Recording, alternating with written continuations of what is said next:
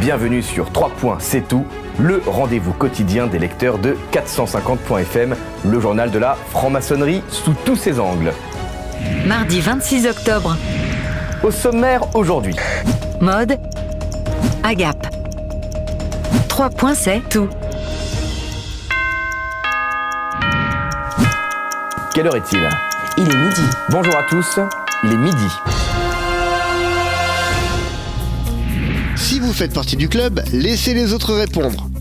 Que porte un franc-maçon autour de la taille lorsqu'il est en réunion ? Un tablier. Étonnant comme accoutrement. Vous allez être certainement très étonné d'apprendre quelle est l'origine de cette tradition. Pour 450.fm, Julie Le Toquin vous explique tout à propos de cet accessoire symbolique. En bonus, vous allez apprendre l'origine d'une expression entrée aujourd'hui dans le langage courant. Tailler la bavette. Vous connaissez ? Cette expression est totalement liée au port du tablier par les membres de cette société discrète qu'est la franc-maçonnerie. Vous êtes intrigué. Pour en savoir plus, direction le site 450.fm, le journal de la franc-maçonnerie sous tous ses angles, même vestimentaire.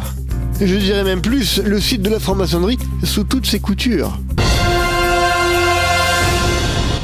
Hey, quand est-ce qu'on mange ? Si vous êtes maçon, vous savez ce que sont des agapes. Si vous n'êtes pas maçon, déjà n'hésitez pas à postuler. Mais surtout, les agapes, vous avez déjà certainement vu ça. Ce sont les fameux banquets des sociétés initiatiques. Qui contrôle la politique, qui combat le système métrique, c'est nous. Alors les agapes sont-elles indispensables à la progression maçonnique ? Et pourquoi ? Et comment ? Ça, c'est une mission pour Jacques Carletto. Il a enquêté pour 450.fm, il est allé questionner Fabrice Bernard, auteur du livre au titre explicite « Les agapes maçonniques, à quoi ça sert ?» Dans les agapes, il y a une mise à nu. On se retrouve dans une forme de fraternité.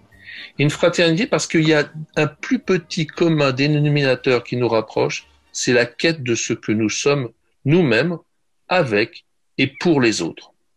Et comme nous avons pratiqué en maçonnerie un rituel, quel que soit le degré que l'on pratique et quel que soit le rite que l'on pratique, il y a ce besoin de se retrouver pour justement être ce que nous sommes avec ceux et celles qui sont ce qu'ils sont, ce qu'elles sont. Et donc je crois que c'est important cet échange, et c'est pour ça que je crois que les agapes sont essentielles dans la réunion maçonnique. Il y a des rites même où on travaille qu'au travers des agapes. Travailler uniquement à table en mangeant et en buvant. Waouh, ça c'est pas mal ça. Si vous voulez en savoir encore plus sur les agapes maçonniques, rendez-vous sur le site de 450.fm pour retrouver l'interview intégrale de Fabrice Bernard. 3 points, c'est tout. Mais d'où vient cette expression ? Mis à part être le titre d'une émission quotidienne extraordinairement bien produite qui relate les informations de la franc-maçonnerie sous tous ses angles, les 3 points sont liés depuis des temps immémoriaux, c'est-à-dire à peu près le XVIIIe siècle, à la franc-maçonnerie. Certainement avez-vous déjà entendu l'expression « les frères 3 points » pour parler des membres de cette confrérie. Peut-être même avez-vous déjà entendu cette légende comme quoi les francs-maçons posséderaient dans leur signature 3 points cachés. Pour 450.fm, Solange Sudarskis s'est proposé de démêler le vrai du faux afin de tirer au clair cette affaire une fois pour toutes, et même 3 fois pour toutes. Les conclusions de son investigation ? C'est simple, direction le site du journal 450.fm. C'est gratuit.